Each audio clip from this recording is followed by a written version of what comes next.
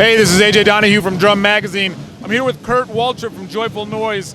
You guys are celebrating your 10th anniversary this year, is that right? Yeah, 10 years, man. And I got to thank Drum Magazine for your support, all your readers. Y'all have been so good to us. Yeah, but 10 years solid. We've got a couple of new models this year, but it's just been a great start to 2016. Great. So tell us about those new models. Well, I got a couple of new models here. Not only the 10th anniversary TKO, if you will, hand engraved by John Aldridge, but I thinned out my shells a little bit. Again, they're all seamless metal. I've got a brand new nickel over brass. It's called the Classic. Just a little touch of engraving, but it's a really warm drum, very similar to the 20s, possibly the early 60s chrome over brass drums. Just real soft, real good body. Again, the response is very similar to those vintage drums.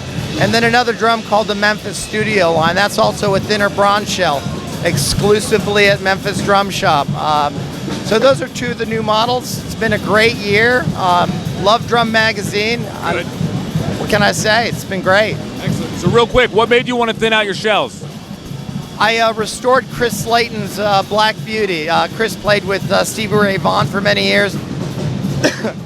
His drum was getting a little old and tired, and I restored it, but he said, "Hey Kurt, you know, I love your stuff. Have you thought about thinning it out?" And I said, "Well, why?" "Well, because it's a little softer under the stick, and the drums tend to breathe a little bit more, have a little more body."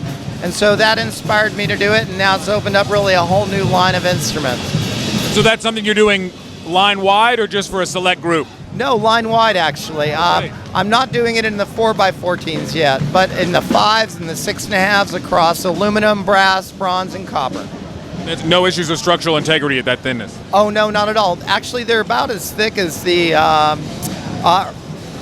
early 60s chrome over brass drums. Okay. You have to remember, my TKO and the other thicker shells are a lot thicker than what's spun today by Ludwig or possibly any other company. Oh, sure, okay. Yeah. All right, well, Kurt, sounds great. Thank you so much. Good to see you, buddy. Again, Drum Magazine, 2016 NAMM. Peace out, guys. Thanks, Kurt. Thanks.